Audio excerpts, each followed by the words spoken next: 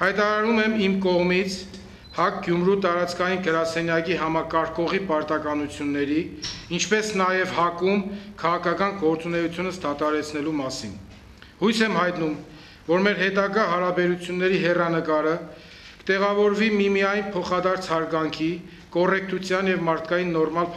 փոխհարաբերությունների տրամաբանության մեջ, և ՀԱԿ-ի նոմենկլատուրան այս հարցում կարծում եմ կունենա կարևոր դերակատարում։ Այդուհանդերձ, շնորհակալություն եմ հայտնում ՀԱԿ բոլոր համակիրներին 4 տարիների համատեղ պայքարի համար և հայցում վերջիններիս ներողամտությունը, եթե ունեցել եմ թերացումներ կամ բացթողումներ։ Իսկ Հայ ազգային կոնգրեսին ցանկանում եմ արդյունավետ աշխատանք ՀՀ ազգային ժողովում։ Հայ ազգային կոնգրեսի իր համակիրներին Աշոտ Զաքարյանը մաղթեց հետագա արդյունավետ աշխատանք և բոլորի համար իր գնահատմամբ այս անակնկալ հայտարարության հիմքերը հստակեցրեց։ Ասում է, որոշումը վաղուց էր ընդունել, բայց հաշվի առնելով նախընտրական քարոզչության ընթացքը չի բարձրաձայնել ՀԱԿ-ի վարկանիշը չվտանգելու համար։ Հիասթափության առաջին պահերը ըստ Աշոտ Զաքարյանի ծնվել են հատկապես այն պահին, երբ Լևոն Տեր-Պետրոսյանը համագործակցության բանակցություններ է սկսել վարել Բարգավաճ Հայաստան կուսակցության հետ։ Աշոտ Զաքարյանը դուրս է գալիս ՀԱԿ-ից, բայց չի բացառում քաղաքական գործունեությամբ զբաղվելու տարբերակը։ Բայց դա կիրականացնի Հանրապետություն կուսակցության շարքերում թե ոչ, ժամանակը ցույց կտա։ Ամեն ինչ կախված է հանրապետության առաջնորդից, ասում է ՀԱԿ նախկին անդամը։ Եթե Հանրապետություն կուսակցությունը մոտ ժամանակներս կհայտարարի իր որոշումը ՀԱԿ-ից դուրս գալու վերաբերյալ, ինչի մասին ակնարկել էր պարոն Սարգսյանը, նշանակում է մենք դեռ կշարունակենք միասին մեր ճանապարհը քաղաքականության մեջ։ Եթե չի հայտարարի, ամեն դեպքում քաղաքականության մեջ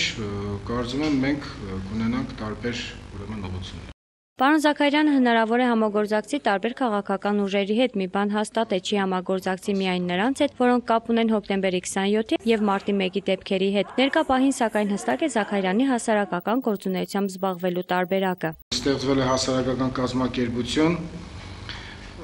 ժողովրդավարության անվտանգության զարգացման հայկական կենտրոն անվանումով, ինչի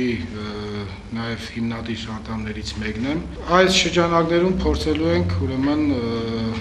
ավելի շատ զբաղվել հասարակական գործունեությամբ։ ՀԱԿ-ից դուրս գալու քայլը հնարավոր է տարբեր գնահատականների արժանանա։ Աշոտ Զաքարյանը ասում է, սպասում է անգամ ոչ առողջ քննադատության, սակայն ոչ մեկը չի կարող ասել, որ նա ցանկանում է վտանգել դաշինքի ապագան։ Եթե նման մտադրություն ունենայի, ապա այսօրվա հայտարարությունը սկանեի մինչ ընտրությունների օրը, ասում է պարոն Զաքարյանը։ Այն ընտրատարածքը, որտեղ Հայ ազգային կոնգրեսը մեծամասնական թեկնածու չի ունեցել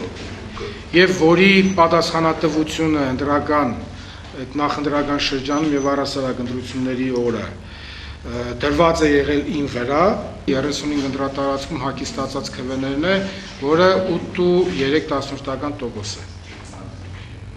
Ավելին նույնիսկ միջին հանրապետական ցուցանիշներից բարձր։ Աշոտ Զաքարյանն ասում է, իր այս որոշումը վերանայման ենթակա չէ, բայց չի բացառվում, որ հետագա պայքարի ընթացքում խաչվեն իր ու ՀԱԿ-ի ճանապարհները։ Թե ովքեր են Աշոտ Զաքարյանի հետ լքում ՀԱԿ-ը դեռ հայտնի չէ, ասում է, իր համար դա էական չէ, երբեք չի ձգտել ազգային ժողովում հայտնվել ու մանդատ ստանալ։ Եթե ուզենայի, ես լավ հնարավորություն ունեի ցուցակում հայտնվելու եւ падգամավոր դառնալու։ Ինձ համար գերխնդիրը դա սահմանադրական կարգի հաստատումն է, ասում է Աշոտ Զաքարյանը։ Ըստ նրա Հայ ազգային կոնգրեսը հավանաբար ազգային ժողովում կպահպանի ընդդիմադիր կեցվածքը, բայց այն, որ դաշինքը կկարողանա իրականացնել իշխանափոխություն, պարոն Զաքարյանը իրատեսական չի համարում։ Ես ինքս ՀԱԿ-ի հետ հույսեր չեմ կապում, ասում է նա։